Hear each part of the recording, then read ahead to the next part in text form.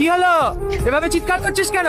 আমার বলাকে টাকা পাঠাবো। কদিন আগেই তো টাকা পাঠালি। আমার বলা এখন চাকরি পরীক্ষা দিচ্ছে দাদু, ওর ভীষণ টাকার দরকার, এই টাকাগুলো পৌঁছে দিও। আচ্ছা রূপা, তুই এত টাকা পাস কোথায়? দাদু আমি বিড়িবাদি গো, আমার অনেক ছাগল আছে, ওই থেকেই টাকা পাঠায়। আমার বলে একটা কাজ পেয়ে গেলে আমার আর কোনো চিন্তা থাকবে না। পাগলি, তোর মা এখন কেমন আছে? ওই আগের মতোই আছে, চলাফেরা করতে পারে না। ও আসি রে, আমার আবার দেরি হয়ে যাচ্ছে।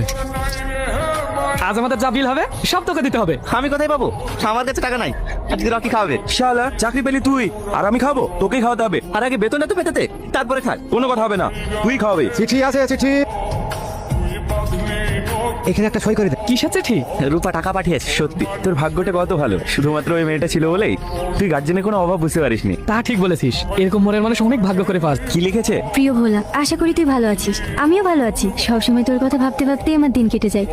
কতদিন তোকে দেখিনি, কবে আসবি তুই? তোর কথা খুব মনে পড়ে রে। কিছু টাকা পাঠালাম, প্রয়োজনে খরচ করি, নিজের খেয়াল রাখি। আর হ্যাঁ, ফুচি দুটো বাচ্চা হয়েছে, ভালো থাকি। ইতি তোর রূপা। ফুচি? ফুচি আবার কে? ছাগলের বাচ্চার কথা বল। তুই যে বলিস ও লেখাপড়া জানে না। জানে না তো, ওই পিয়ন কাকুই ওকে লিখে দেয়। ও আচ্ছা। এই ফুচি, ঘর আগে ঘর। আর কতদিন চালাবি আমাকে? ভোলাকে একটা কাজ পেয়ে যা, তারপর আমি তোদের সাথে থাকছি না। রূপা, এই রূপা, দাদু তুমি? তোর বাড়িতে গিয়েছিলাম, তোর মা বললো তুই নাকি ছাগল চড়াতে এসেছিস, তাই এখানে আসলাম। এই নে, ভোলা থেকে চিঠি পাঠিয়েছে। হ্যাঁ দাদু, আমার বলে কি লিখেছে? হ্যাঁ পড়ো পড়ো। প্রিয় তোমার রূপা, আশা করি তুই ভালো আছিস, আমিও ভালো আছি।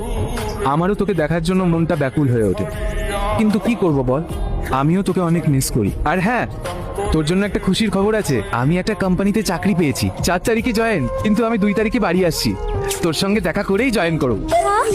দাদু আমার বলে চাকরি পেয়ে গেছে, 2 তারিখে বাড়ি আসবে। আমার বলে চাকরি পেয়ে গেছে, আমার বলে চাকরি পেয়ে গেছে। তোমরা শুনতে পাচ্ছ? আমার বলে চাকরি পেয়ে গেছে। আরে আস্তে, পড়ে যাবি রূপা।